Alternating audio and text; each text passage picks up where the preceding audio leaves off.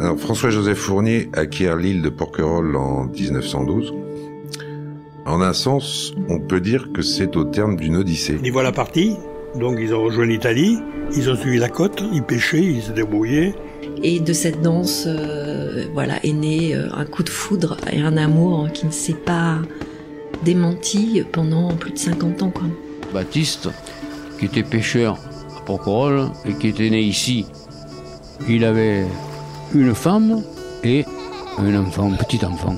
J'ai l'âge de mon arrière-grand-mère quand elle a découvert l'île en 1874. Au bout de 2 mois, ils sont arrivés à la Tour Fondue, une tempête épouvantable. Un cheval, une moto, un chien. Et la belle vie. Et il s'est marié 3 fois. Prier, c'était pas pour rien, pour que sa femme revienne. Bon, il n'est jamais revenu d'ailleurs.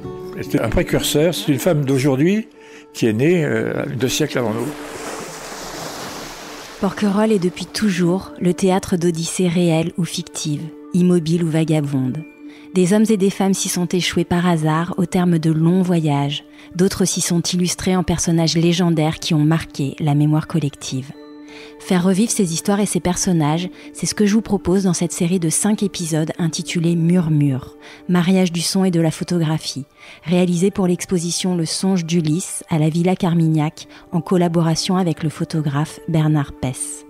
Ces 5 portraits sonores vous racontent des odyssées porquerolaises, récits historiques ou souvenirs auxquels se mêle parfois l'imagination.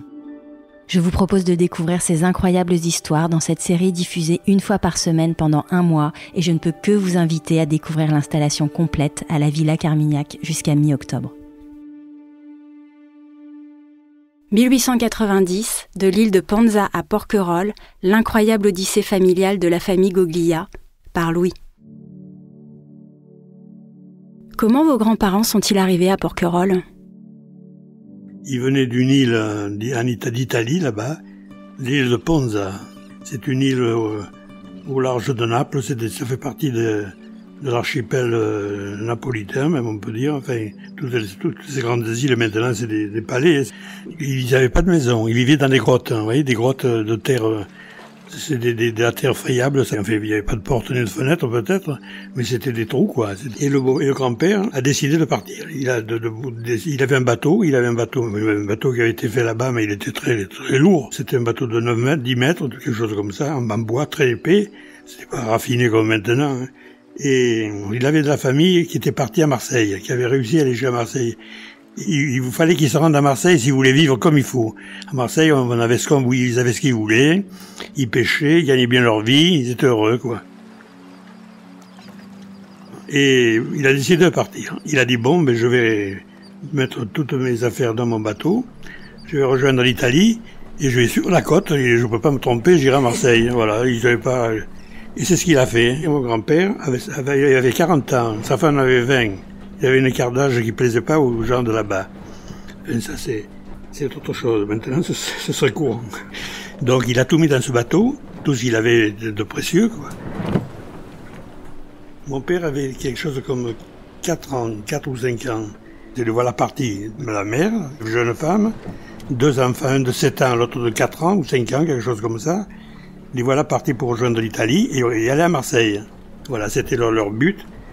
Et tout le long du voyage, alors vous vous rendez compte, 4 personnes dans un bateau de pêche, alors manger, dormir, tout faire à bord, se laver. Ils ne devaient pas se laver tous les jours. Impossible. Ils ont mis déjà, parce que c'était la voile ou la rame, hein, il n'y avait pas de moteur, hein, c'était en 1890, peut-être un peu avant, 88 mettons. Les voilà partis, donc ils ont rejoint l'Italie, ils ont suivi la côte, ils pêchaient, ils se débrouillaient. Puis ils pêchaient bien entendu, pour acheter du pain ou acheter du lait, je sais pas ce qu'ils achetaient, mais enfin, ils pêchaient quand même. Heureusement qu'il y avait du poisson qui pêchait. Enfin, ils vivaient comme ils pouvaient. Et quand ils sont arrivés, au bout de 2 mois, ils sont arrivés à la Tour Fondue, une tempête épouvantable. Et le mauvais temps les a poussés sur Porquerolles. Je ne savais pas qu'ils étaient Porquerolles, ils ne savaient même pas où ils étaient. Et ils ont échoué à la plage du Langoustier. Bateau plein d'eau, puis ils ne se sont pas noyés. Ils ont une chance inouïe, tout trempé, enfin, ils étaient trop bien. En pleine nuit, il y avait des bagnards, il y avait des bagnards, il y avait une usine de soude qui servait à faire de la poudre. Le minerai arrivait d'Afrique du Nord. Et ils ne voulaient pas le faire à Marseille, ni à Toulon, ni ailleurs, parce que ça dégageait une acide terrible, ça dégageait très dangereux, il fallait pas en respirer, vous voyez. Alors Porquerolles, c'était bien, c'était au milieu de la mer, ça risquait pas d'empoisonner du monde. Ils sont tombés sur un Napolitain. Alors ils se sont bien entendus, celui-là les a orientés, il a dit voilà, le patron leur dit qu'ils a pris un peu en pitié, quoi. Il les a fait manger, il leur a donné peut-être des habits. Il les a aidés, ils sont restés quelques jours, et bien entendu, quand t'es pas resté au langoustier. Mais il leur a dit, avant de partir, vous allez me pêcher des langoustes, parce qu'ils pêchaient que la langouste.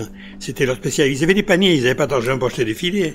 Vous comprenez, ils faisaient tous des paniers à leur façon, des lignes à leur façon, qu'ils avaient apporté d'Italie. Et quand il a pêché, le gars qui dirigeait ça, c'était quand même pas un imbécile, il leur a dit, essayez de faire un peu, allez porter des langoustes dans Porquerolles, dans le village, ils étaient jamais descendus, ils étaient restés au langoustier, vous vendez des langoustes et vous allez faire un peu d'argent, vous leur avez donné des bons conseils, ils avaient aidé. Quand ils ont vu que les langoustes, ils les ont bien vendus, ils ont renoncé à Marseille, mais ils sont restés, ils sont plus partis, ils avaient des casiers, ils pêchaient des langoustes là-bas, ça était plein, ça était plein. Et voilà comment ils sont restés à Porquerolles. Ils sont restés par hasard. Ils sont jamais pu repartir de Porquerolles.